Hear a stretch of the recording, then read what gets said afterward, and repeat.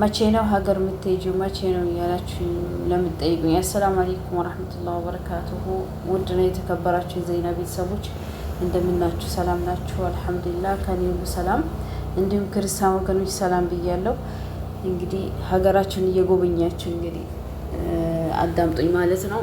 ይሄ ኢትዮጵያ ቦሌ መሄጃ ነው ማለት ነው። ያው የዛኔ ዩቱበር አልነበርኩም፣ ዝም ብዬ ስለ አማረኝ ብቻ ቀርጬው ነበር ሩፍቴት ጊዜ ማለት ነው። ሀገራችን እንደዚህ ፏ ብላለች። ማሻአላህ ተባረከላ። አልሙሂም ያው መቼ ነው የምትሄጂው መቼ ነው የምትሄጂው ምናምን ስንት ጊዜ ቀርሽ የምትሉኝ ልጆች አላችሁ፣ በውስጡ የጠየቃችሁኝ እና እኔ እንኳን ያው ጊዜን እንደምጨርስ ማቀው በዚህ ወር ነው። ይሄ ወር አልቆ በዛኛው ወር ማለት ነው። እና ሴትዮዋ እቃም ልግዛ ውሰጂኝ ምንም ስላት ያው ፍቃደኛ አይደለችም። እኔ ግራ ግብት እስከሚለኝ ድረስ ማለት ነው። ነገስ ይኸው ስንት ወር መሰላችሁ ስለምናት እስከዛሬ መልስ አትሰጠኝም። እና እኔ ግራ ገባኝ። እኔ አልፈልግም አልሰራም ብያታለሁ። መጀመሪያም ሀታ ኢቃማውን ስታሰራው እኔ ከ2 አመት በላይ አልሰራም፣ በቃ እኔ አስጠልቶኛል፣ ደክሞኛል፣ እኔ ሀገር ልገባ ነው ብያታለሁኝ።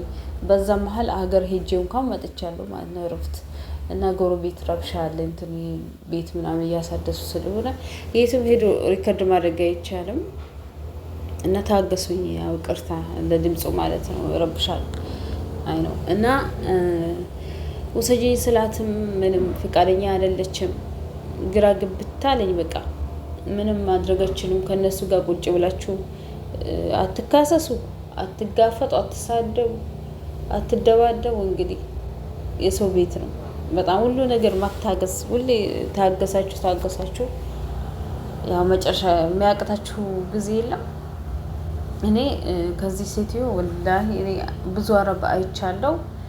ከዚህ ሴትዮ በጣም ነበር ያኔ እኔ ከማንም እንትን ችግር የለብኝም ከአረቦች፣ ግን ከዚህ ደግሞ በቃ የበለጠ በጣም ፒስ ነበርን። በቃ ዩቱብ እስከሚኖረኝ ድረስ ሳታቅ ያኔ በጣም ነበረ ያኔ ስታዘኝ ራሱ በኤክትራም ነው። እኔም እንደዛው አንድም ቀን ቀና ብለን ተያይተን አናውቅም፣ እንደዚህ በመጥፎ ነገር ማለት ነው።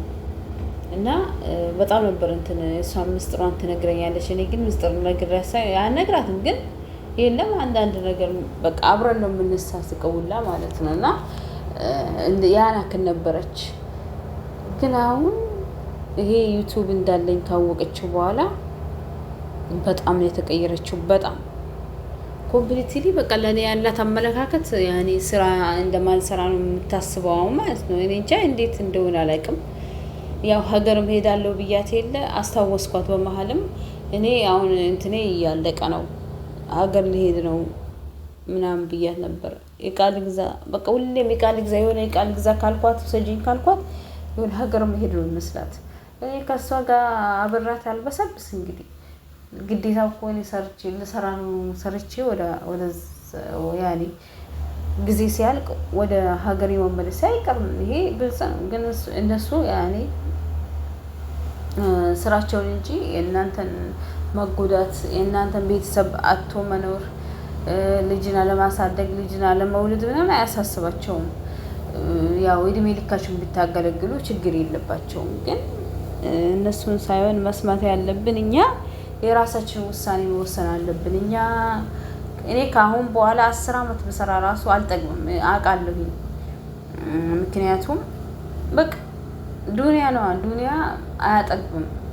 ብሰሩ ግን እናንተ ነፍስያችሁን ቆረጥ አድርጋችኋት ይበቃኛል ብላችሁ እስካልገባችሁ ድረስ መቼም ስደት አይለቅም። ሴቶች ነን። የሴት እድሜ ቆሞ አይጠብቅሽም፣ ይደክምሻል። እዛ ጋ ያኔ አንቺ የምታስፈልጊያቸው ሰዎች አሉ። ገባሽ? ያ ነገር ስታስቢው በቃ ምንድነው የኔ እንትን ብሰራስ? ብር እኮ ጥቅም የለውም ስላችሁ ብር ሰብስበሽ የሰውን ናፍቆት እንትን አይደልሽም። ልጆች ደግሞ በተለይ ልጅ ካለ ልጆች ከኛ የሚፈልጉት የኛን ፍቅር የእናትነትን ፍቅር እንጂ የኛን ብር አይደለም። አንቺ ትንሽ ምግብ ሰተሻት አብረሻት ብትኖሪ ነው የምትመርጠው እንጂ አንቺ እዚህ ቁጭ ብለሽ በየወሩ 10,000 ብር እንኳን ለሷ ወጪ ብታደርጊ ምንም አይደለም፣ ምንም ማለት ነው። አልሐምዱሊላህ ላይጎልባቸው ይችላል። ቤተሰብ አለ፣ አባት አለ፣ እህት አለ የሚያሳድጋቸው ምናምን፣ ግን ያ አይደለም። ግን የእናትነት እንትኑ ይጎልባቸዋል፣ በጣም ይጎዳሉ ልጆች ማለት ነው። ስለዚህ እኔ ከምንም በላይ ለልጄ ብዬ ነው በቃ ቁርጥ ያልኩት። ብያታለሁ፣ መጀመሪያም ብያታለሁ። ግን በመሀል ልጄ ታማ አልቻልኩም።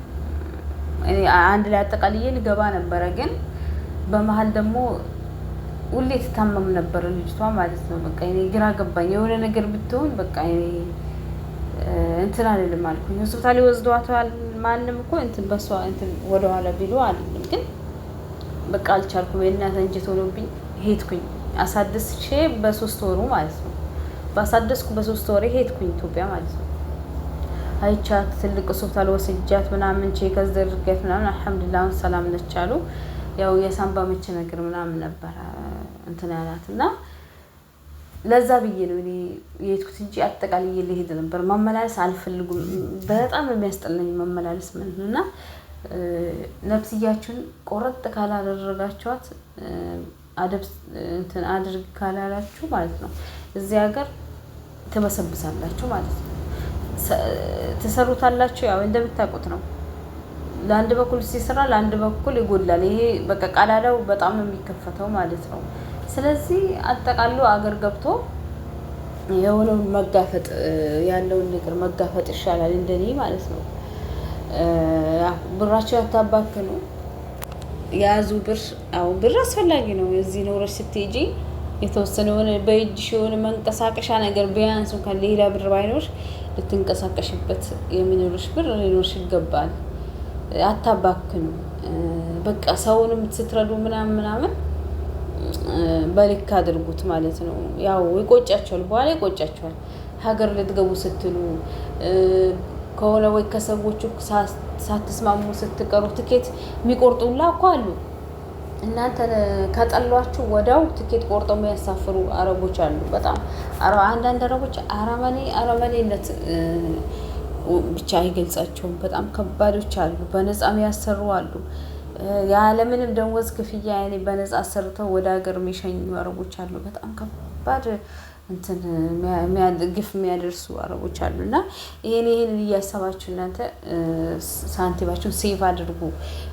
ጨርሳችሁ ወደ ሀገር አትላኩት። ነገ ያስፈልገኛል፣ ነገ ሀገሬ ስገባ እኮ የሆነ ነገር እንትን ልልበት እችላለሁ ብላችሁ ይሄንን እንትን ግንዛቤ ውስጥ አስገቡ ማለት ነው እንጂ ዝም ብሎ ብር መላክ ራስን ነው የሚጎዳው። የምሬን ነው። ቤተሰብም ያስለመዳችሁት በራሳቸው አይሰረፉም። በቃ ሁሌም የእናንተን እጅ ነው የሚጠብቁት ማለት ነው። ስለዚህ ያንን ነገር እንትን ማለት የሆነ ለሚያስፈልግ ነገር የለም። ለሚያስፈልግ ነገር ከሆነ ላኪ።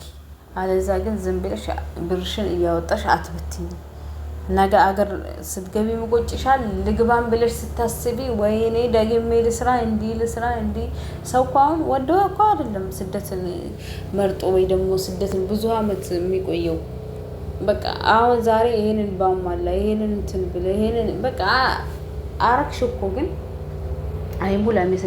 የስደት ነገር ለስንት አንዱ ነው የሚሳካለት እንጂ ለብዙ ሰዎች አይሳካላቸውም። ወይ በሽተኛ ሆነው ይሄዳሉ፣ ወይ አብደው ይሄዳሉ፣ ወይ ደግሞ አንድ ብር ሳይዙ ሀገር ይሉና ለማኝ ይሆናሉ፣ የቤተሰብ ጥገኛ ይሆናሉ። በጣም ብዙ ነገር አይተናል እና ለስንት አንዱ ነው ሲሳካለት። ጥሩ ቤተሰብ ካለው ሚይዝለት ካለ ምናምን የተወሰነ የሆነ ነገር ይዞለት ከሆነ እንጂ በጣም የስደት ነገር ስንቱን ሰማን፣ በስንቱ አለቀስን። እና ብራችሁን ዝም ብላችሁ አትበትኑ። እና ከነዚህ ሰዎች ስትኖሩ ያው እኛ የት እንዳለን ማወቅ አለባችሁ። እነሱ እኮ እኛን የሚያስቡን በቃ እንደ ተራ ነው። ወላሂ ላዚም እኛ ተራ ነው አድርገው የሚያስቡን። ምክንያቱም እነሱ ተከብረው በሀገራቸው ነው ያሉት። እኛ ደግሞ የወጣነው ስደት ነው፣ እነሱ ጋር ነው። ቤታቸውን ቁጭ ብለን ነው፣ ለእነሱ ሰራተኛ ሆነን ነው። አስባችኋል? በቃ እነሱ የበላይነት እኛ ደግሞ የበታችነት እንዲሰማን ያደርጋሉ። በቃ የለም እንደዛ ነው የሚያስቡት። ስለዚህ እኛ ደግሞ ያንን ነገር ተቋቁመን እንትን ማለት አለብን፣ ችላ ማለት አለብን፣ ለራሳችን መቆም አለብን፣ ለራሳችን ማወቅ አለብን። በቃ ያው እነሱ ቤት እስካለን ድረስ ከነሱ መቻል ነው። በቃ ሁሉንም ነገር እያያችሁ ግፍም ሲደርስባቸው እየቻላችሁ እኮ ነው። ታገሱ። ትዕግስት ፍሬው ጣፋጭ ነው፣ ሂደቱ መራራ ቢሆንም ኢነላህ ማሳብሪ ወላሂ። እና ከነሱ ጋር ምንም አትካፈቱ ምናምን። ኢንሻአላህ ዱአ አድርጉ፣ ለአላህ ስጡት። ሌላ ምንም አማራጭ የለንም። ሰላም አለይኩም ወራህመቱላሂ ወበረካቱ።